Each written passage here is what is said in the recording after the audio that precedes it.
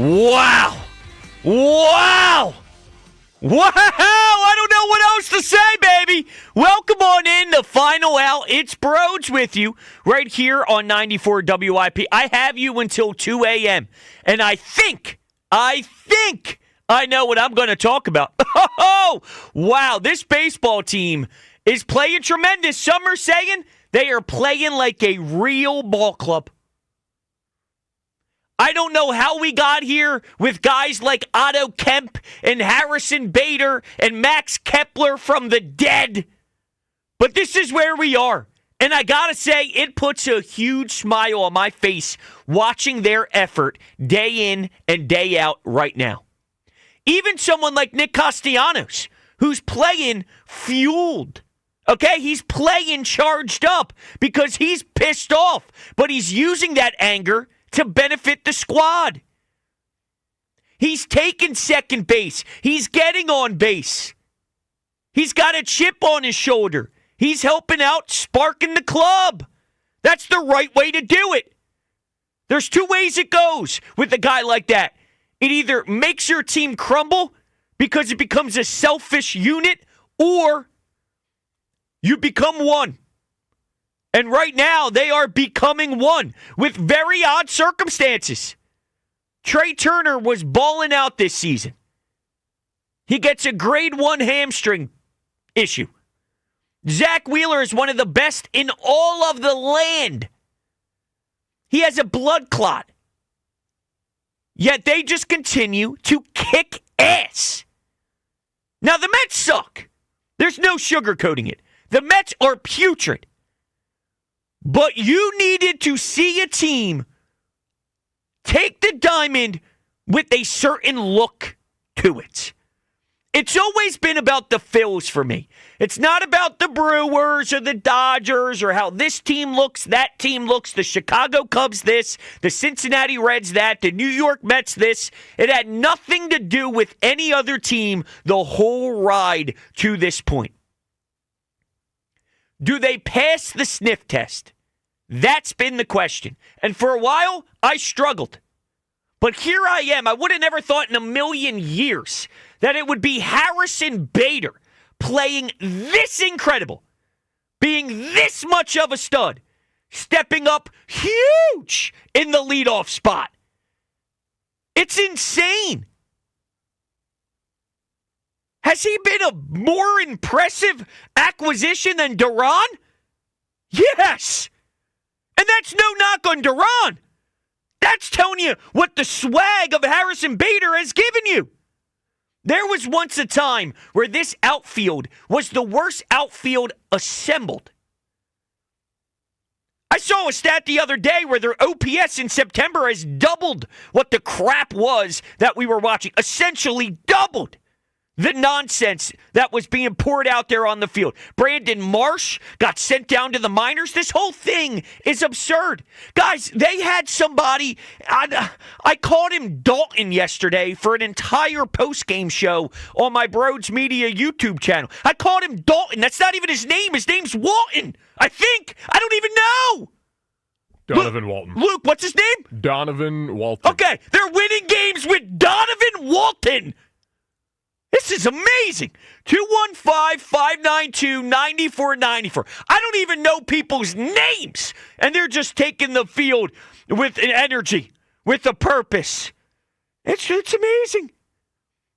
Jesus Luzardo, are you serious?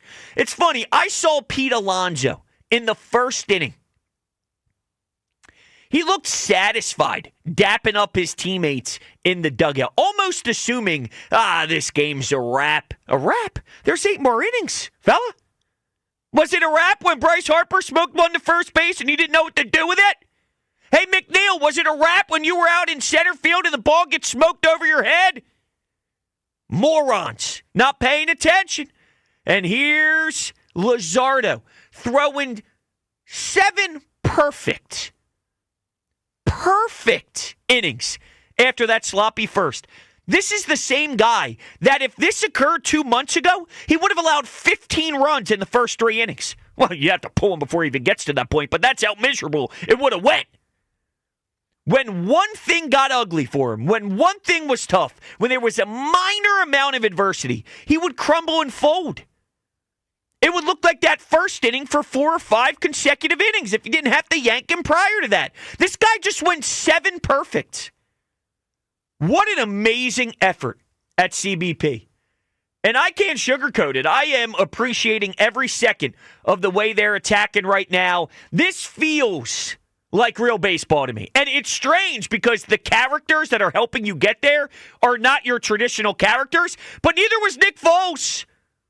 Neither was, some of the championship guys. The Nationals won a World Series once. The Nationals won a World Series. Come on.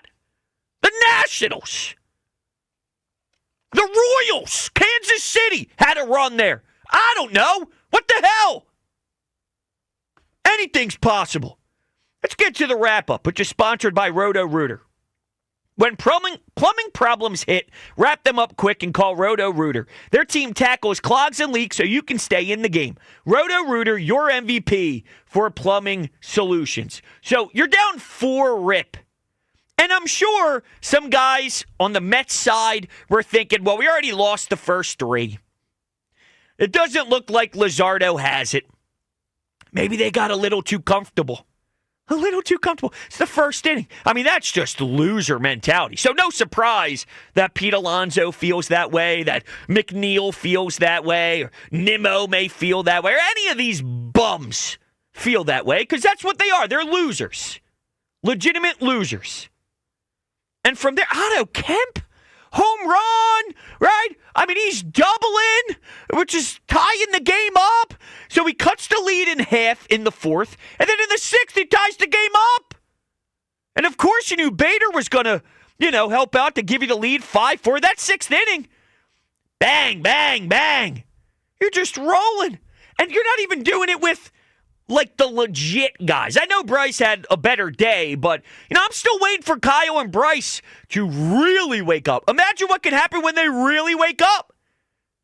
And I guess the argument would be maybe some of these guys cool down, and then the big dogs rise to the occasion to even it back out again. And to some degree, I'm sure that's going to happen. But if that happens, then you're still keeping up this pace. Remember, last season and in years past, when it came to this time of the year, we kept referencing when they went to London and their record after London and they were playing 500 ball and blah, blah, blah, blah, blah. That's not what's going on here. This looks like a team gelling. This looks like a team. A team. And I remember about 3 months ago, they had a good record. And I said, it doesn't feel like a team. It just feels like they're winning baseball games and they're wearing the Phillies uniform. But it doesn't feel like cohesion. It doesn't feel like togetherness. They're winning games, but doesn't smell like a team. They smell like a team right now. They look like they're all headed in the right direction, pulling the same way. And that's incredible. And I really do admire it. If I'm going to bash them when I don't like things, when I love things, I'm going to let them know. Because this is the most I've enjoyed them. And I don't think it's just because it's the time of the year and it's September. I think there's a lot of variables here. Of course, there is meaning to late baseball compared to middle of the season baseball, no doubt. But it's their style. It's their mentality. It's their attack. It's their approach. It's the guys who are doing it. I relate to Max Kepler thinking, hey, this might be the end. Oh, no, hold on a second. He could have saved his career with a final at-bat. Who knows? When things were going rough, this guy was going to get kicked off the team bad. Kicked off the team bad. That's how horrible he was. That final at-bat that gave him a little bit of life, he took that and now he's stealing time from a big contract, high-profile player in Nick. That's a relatable, fun story to root for in a sense. Bader, they're enjoyable. They're fun to buy into. It's the first time I felt like this in a while with this team. So, just being honest with you. 215-592-9494. That's my spiel to kick off the program. Let's go to the great people, shall we? Let's go to Bill in East Hampton to start things off. What's happening, Bill?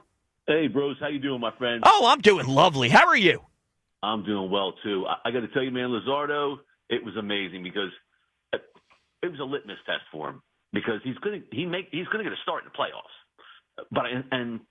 But this was a litmus test. This was a game where if the Mets won and they salvaged this game, they remain the Phillies' magic number remains at 7. They're back down to single digits in games behind, and he gets shelled in the first inning. And he comes right back. He regains command of his heater to change everything, and he mixed it up, and he blinded him. He blinded him for the rest of the game. I know, it's amazing. I was listening to Scott Fransky and all, and I was driving in, getting ready. Then I was here. I love listening to the broadcast here, getting my notes all together and whatnot. And 1, 2, 3 inning. Here's another 1, 2, 3 inning. Hey, what do you know? 1, 2, 3 inning. Him in L.A., they got the whole game. They're talking about, hey, what's the count at now, L.A.? Oh, it's at 14. Oh, it's at 15. The Mets had no clue what to do, and that goes to Luzardo for just being electric tonight. Oh yeah, and then Otto. When Otto hit that bomb, it was like a wave of energy went through They just knew. They smelled the blood after that hit, and they came back and did it. It was amazing. 1,000%, Bill, and I appreciate the phone call. I think there was a sense with the fan base that when it was 4-0, this thing ain't over. This thing is not over, and I don't believe. And I keep referencing earlier in the season, but the reason I do that is to put it in perspective on how much the personality of this group has changed. Right? Like, Otto Kemp's in here. Guys are playing. Alec Boehm was here for a while, whether he wasn't healthy for a good portion of the season, whether he just had a down year, whether the offseason trade rumors got to his head, whatever it is. Now you have a spark plug like Kemp, who's back with the squad. He's getting huge hits. The momentum is real. And when they were down 4 rip, as long as Luzardo could stop the bleeding, and there's been a track record of Taijuan Walker getting shelled in the first, Aaron Nola getting shelled in a inning, and then maybe settling in a little bit, even though the Aaron Nola thing we're still watching with a heavy dose of question marks. But as an Aaron Nola guy, his last start, 6 shutty, was definitely strong and in the right direction. As long as you could get the starting pitching you were looking for, we felt, as a city, as a ballpark, they are going to come back and make this thing a game. Whether they win or not, all I'm saying is they're not going down without a serious fight. This team fights. This team right now plays pissed off. They're always in it until there's no outs remaining. 27 outs, damn it. How about this turnaround from me? Are you kidding me? This is unbelievable. This is all I ever wanted. For anyone who was thinking, Brodes, you're an idiot, what does it take? This. And I would have never thought it would be this cast. This cast is bizarre. What was that guy's name? Darius Walton? Dalton Walton? Donovan Walton? There it is. McNabb? This guy's out there doing his thing. He went 0 for 5. I say doing his thing. They won two games ago. Darius Walton. Donovan Walton. The hell, man? I don't know. But I love it. I love it. That I do know. The pitch count is brought to you by Plumbers Union Local 690. Darius Walton. I got to figure out if that's even a person. Protecting the health of the nation. Visit plumber690.org. Luzardo, 8 innings. After getting annihilated in the first, my man walks 0. Because that's what happens when you throw perfect 7 innings. And then 10 Ks. 97 pitches. Are you serious? Unreal. Let's go to Heavy. What's up, Heavy? Yo, Brodes, what's good? Dude, tell me, how you feeling? Are you riding the high as well, or what? Brodes, I'm getting sucked back. I love it. So am I. I mean, dude, we've talked about this before. You know, when was this team going to step it up to the next level? And I think this was it, bro. I mean, they just had a 4-game series where it's over. They've clinched the NL East. It's said and done. And they did it on top of with a 4-game sweep with a big comeback in Game 4. I mean, tonight that was just awesome. This Of was course, the next and level. heavy. It's someone new almost every night, or it might be the same group, but it's Bader, Kemp, and Kepler every night. It's Marsh, Bader, and Kemp. It's crazy. Bro, you see the guys who wouldn't step up, who are now being big-time parts of the offense right now. And obviously Bader has just been phenomenal lately. But, when we're looking into October, the one thing I can say about the Phillies that's very much different than all these other teams, other than the Phillies that 3-game sweep against the Mets. Other than that, the Phillies really haven't had like a really bad stretch in a while.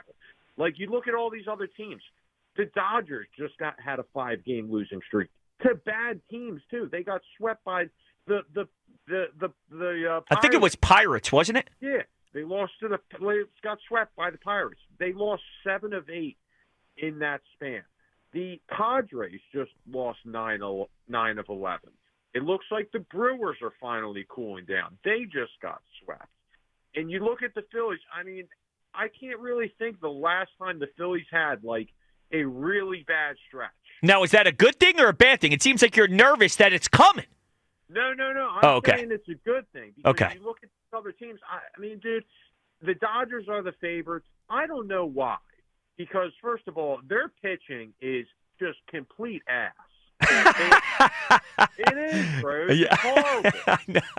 I know. I love the only thing, and Heavy, I love you. Thank you so much. The only thing that keeps popping up with the staff when we roll into a potential playoff series is the fact that your top 3 guys right now are all lefties. But I think they're that nasty where it doesn't even matter. I don't give a damn if Christopher Sanchez is a lefty with that changeup, and then you got Ranger Suarez going with his 0 nerves, and then Luzardo, you don't fully know, but still, when he's on his A game, it's serious. And who knows? Maybe Aaron Nola, with a couple of starts here, continue with what he did his last start, and then you have a right-hander. I don't know, but I don't care. I'm willing to go to war with this group right now because the way that they're playing, it's out of this world.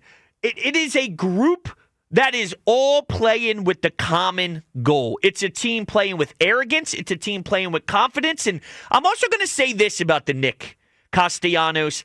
I guess I'll call it drama. But I really do think it's important to note Rob Thompson and the respect that he has earned from that clubhouse and from Nick specifically. I do not believe any manager could do what Rob Thompson did. You could try to do it, but you actually have to execute with communication. Look, Rob Thompson looked at that Iron Man streak and said, I don't give a you-know-what. I don't care. You can't just pull that string unless you have such a perfect relationship with Nick. And maybe it cracked a bit because Nick didn't like it, but then you have to pick up the pieces. And the fact that it's been this quiet on the Nick front publicly, and the fact that when he's at the plate, Nick is performing still, showing his worth, whether he's pissed off a bit or not, I can't stress enough how much I feel goes in the manager's favor here to be able to handle a personality of Nick Castellanos and to have this thing clicking. But to Nick's credit now, the way he has responded, I think has really pushed this team into the identity that they are now.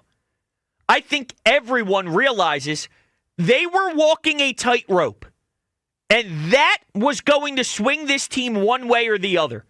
That dilemma, that drama between the manager, the clubhouse, Nick, who deserves to play, who doesn't deserve to play, how you're going to handle this defensive replacement, what's right for the team, what's right for the player.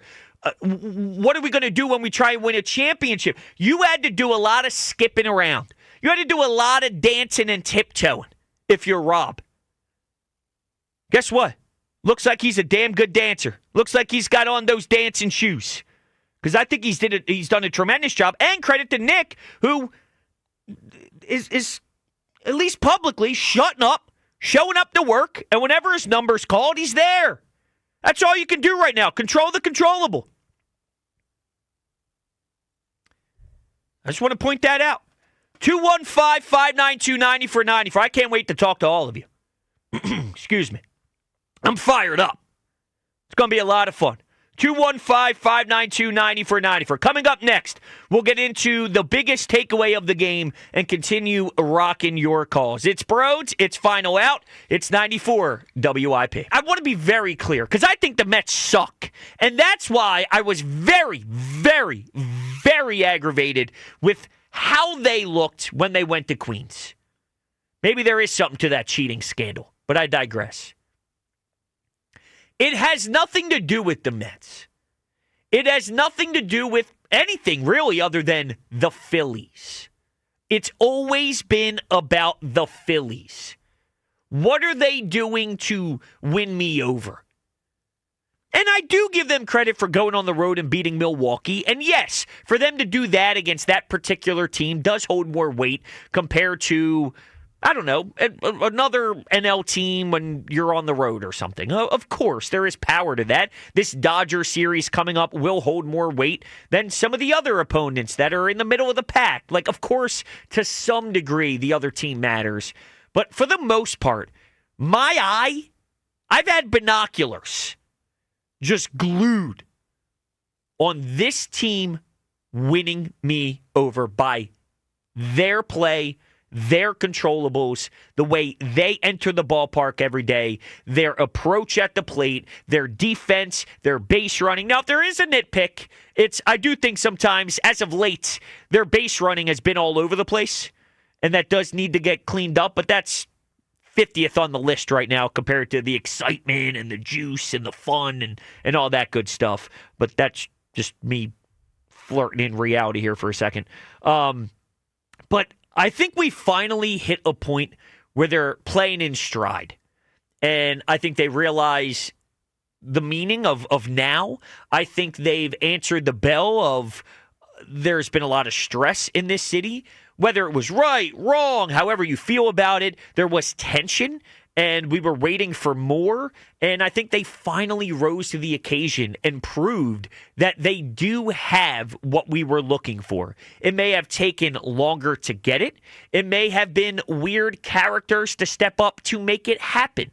But it doesn't really matter how it happens. It matters that it does happen.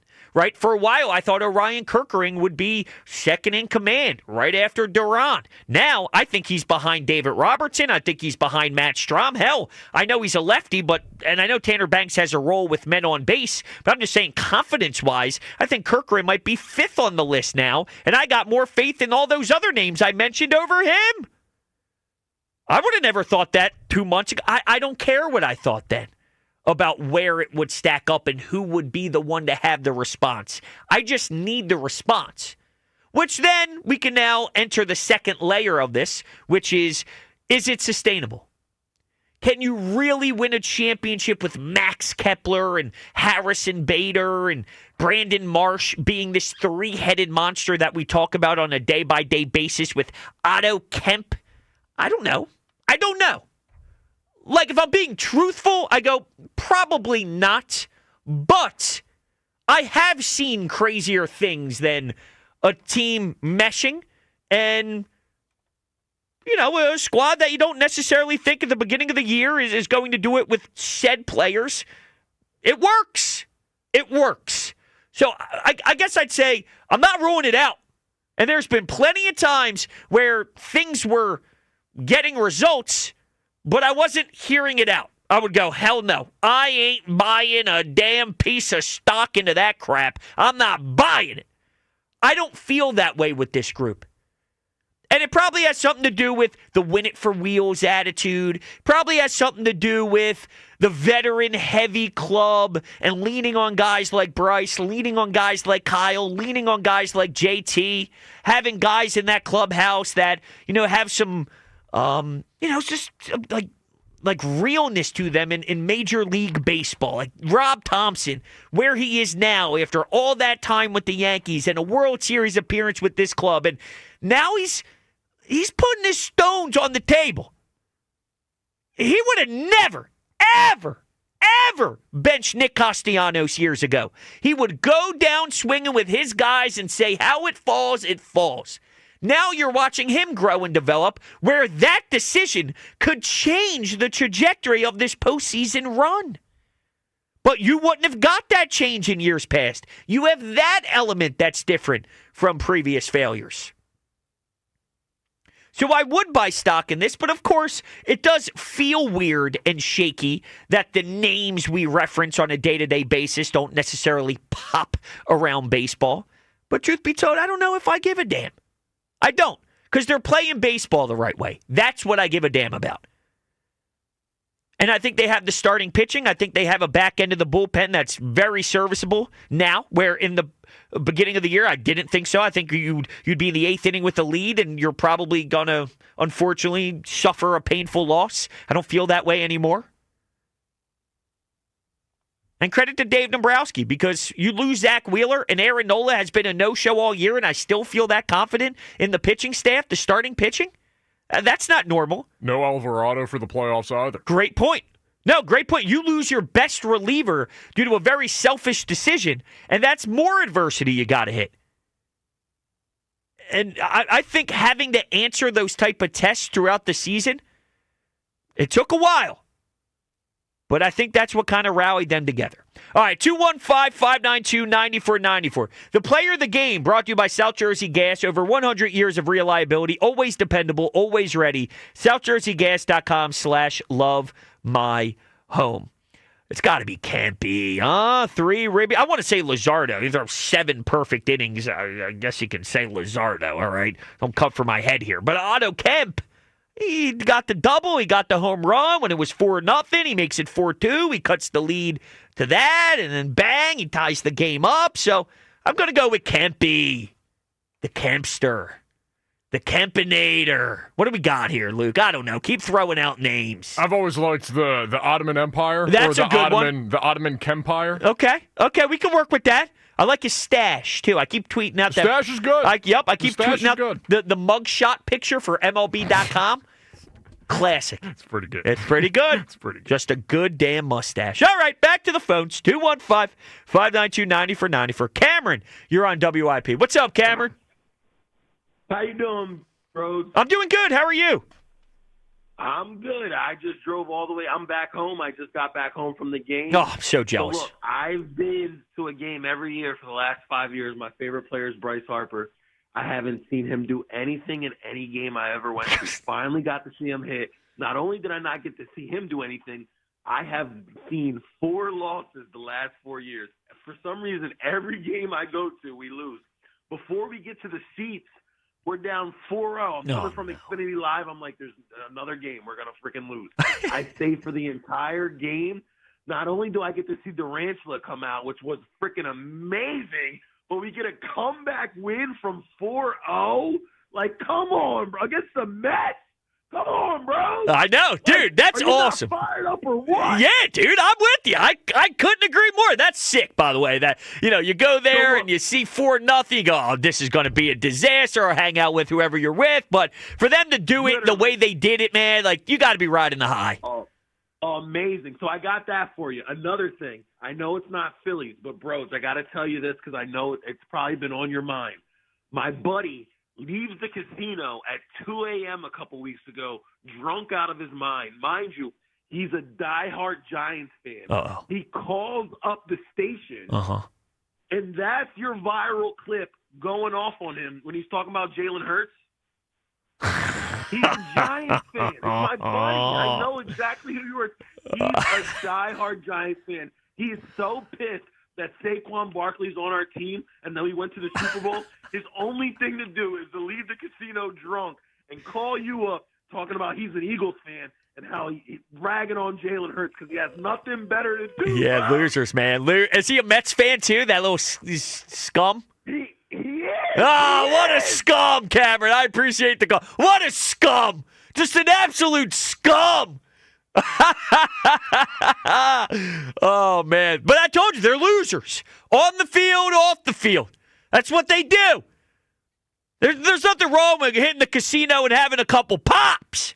But you start calling other radio stations of teams you're not even a fan of, trying to rip the quarterback, who, by the way, just wins games 1-0. Can't wait for Sunday. Going to be 2-0. He's going to kick Mahomes' ass again. It's going to be lovely. But more on that later. And that's what he does. That defines Mets baseball. It defines New York sports fans. Scum. Scum. Straight up scum. But all jokes aside, though, going back to him going to a game a year, the last 4 years, straight up losses. Imagine knowing that, right? And he's been begging the baseball gods for a victory. He shows up, and before he even gets his ass to the seat, they're down 4-rip. Now, let me ask you this, Luke, because Cameron sounds like a A-plus human being. He gets to go to a game a year.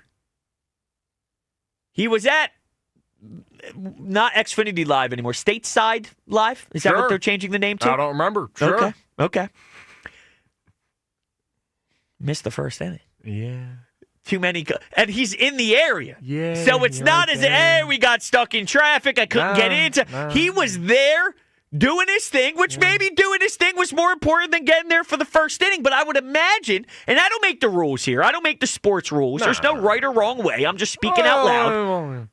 You go to one game a year, you'd think you'd want to. I think you'd be there for batting practice. You gotta be there. Gotta be there for the first inning. You gotta be there for the first pitch. I agree. If you're going to one game a year, you gotta be there for the anthem. You gotta see who's throwing out the first pitch. You know what you gotta do? You gotta take a lap around the ballpark. Yes. I love taking a lap. Go to the store. Don't buy anything because it's like, oh, pricey. And then walk out, maybe get some food, stop by Bulls. There's never a line there. It's the best kept secret at that place. Okay. You got to walk around. Do a lap. I love doing a lap. I get there. If I got time, do a nice lap. Even if I don't go in anywhere, even if I just get a drink or I pop in somewhere and I pop right out, you got to make the lap. And how about this move? Right mindset. How about this move? Because obviously the beer at the stadium and the beer at Xfinity/Stateside Live, whatever it is now, isn't that much different in price, I'd imagine.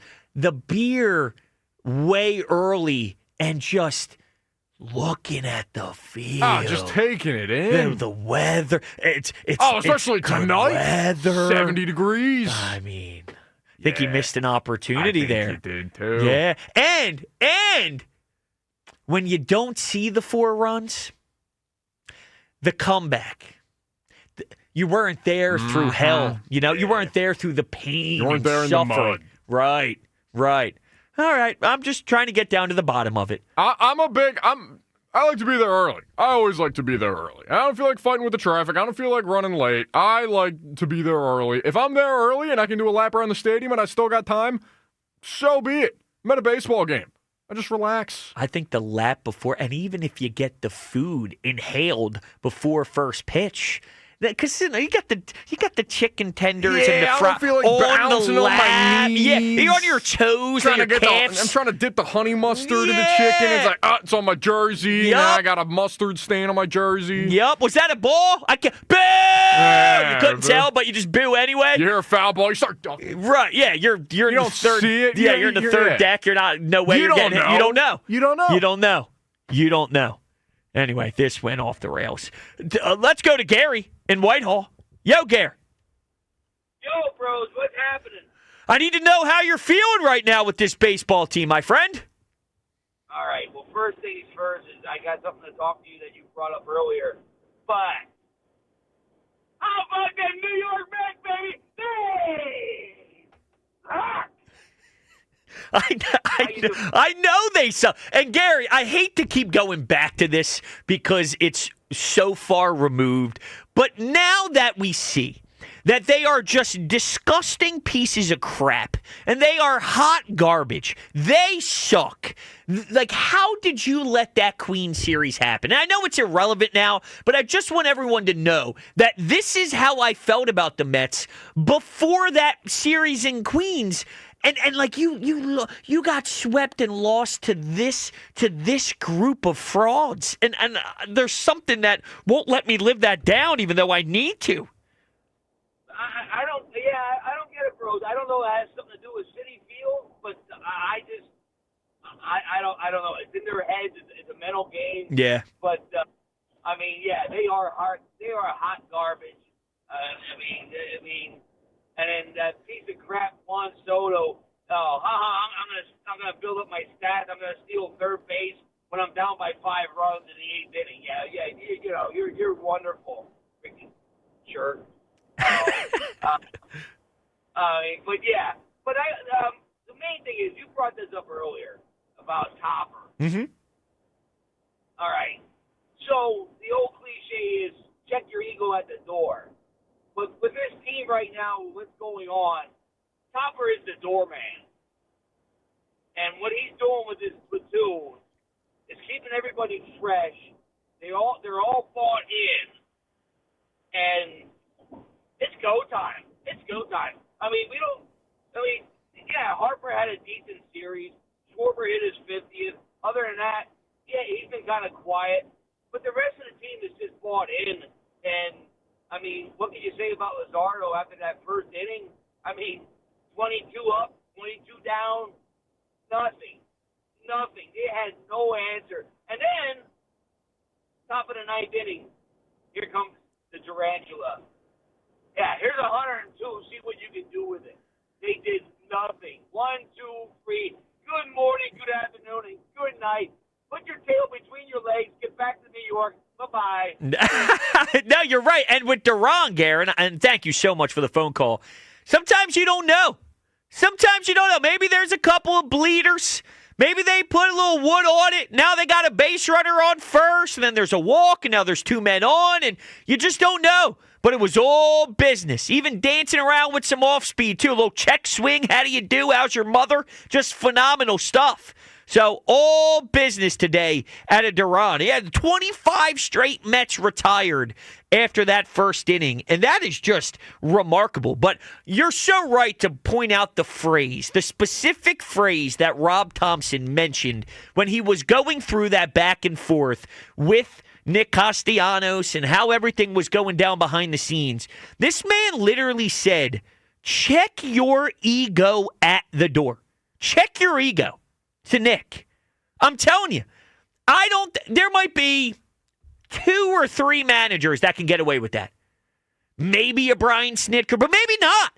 Because Nick could be like, dude, no. No, because he's too much of a hardo. That would be like John Tortorella. Someone who is a hard ass and crosses the line so much that you lose them easier. Rob plays that perfect middle ground of having so much respect for these veterans, but also is a Tommy Toughnuts. He does do that behind the scenes. He may not show it publicly. He may say things that annoy us to the media, but when it comes to the guys and the fellas, I think he has that perfect mix of that hardo Brian Snitker vibe, but also what today's era is all about, which is really giving them a leash. And it all depends on what your roster looks like. This team, you can do that. You got to manage to what your roster allows you to manage to. And this team is very, very veteran heavy that you can get away with that leash with a JT, with a Trey Turner, with a Bryce Harper, with a Schwarber. You can. But if you got to push certain buttons, check your ego at the door. You're lucky Nick didn't spit in his face. And not only that, he's showing up to the ballpark and hitting doubles, getting hits, producing. Now, he may internalize it and say, screw you, Topper. A little bit of that, little chip on the shoulder. But I would say good managers do that. Good coaches, forget what sport it is. But you start pushing certain buttons to try to get the best out of them. Your job's not to be their best friend. Your job's to get the best out of them. If this is what gets the best out of Nick, you could trot Nick out there every day, 162. He's comfortable. He feels safe. No one's going to tell him what to do. He's got the arrogance. He's got the ego. And then you're just going to get glorified batting practice, swinging at nonsense and striking out on off-speed pitches and sliders that are 8 feet off the plate. Or you can hold him accountable. And he may not like it, but now he knows if I do slip, if my play does kind of go lackluster, then Harrison Bader, Max Kepler, Brandon Marsh, these guys are coming for my job. If I don't put together better at-bats than, quote, glorified batting practice, then I'm going to lose my ABs. I can't. So whether he's got a chip on his shoulder in a healthy way towards Topper, however it's happening, Topper's job is to make sure it happens. And less about how it's happening. Make it happen. And to Topper's credit, I said this prior, but I think Rob Thompson's one of the best managers in baseball. You can make the debate with a couple of other names, but I think Rob Thompson's really, really good at what he does. He's not perfect. No manager is. You make 9 decisions a night. You're not going to bat 1,000. Yeah, but Brodes, he brought it. Yeah, okay. Then replace him with whatever manager you want, and I promise you there's going to be a time where he brings in a Ryan Kerkering in the 8th when you don't like it. But big picture, managing egos and maximizing a roster like that, I said it all year, I don't think they should be where they are with their bad bullpen early and with their runners in scoring position problems and dealing with this and dealing with that and Alvarado and Zach Wheeler and Aaron Nola and Brandon Marsh had to get sent down. I was actually stunned that they kept winning some of those series, and Topper, managing the group, had a big hand in that. And now he's kicked it into gear. He's even stepped it up even more so.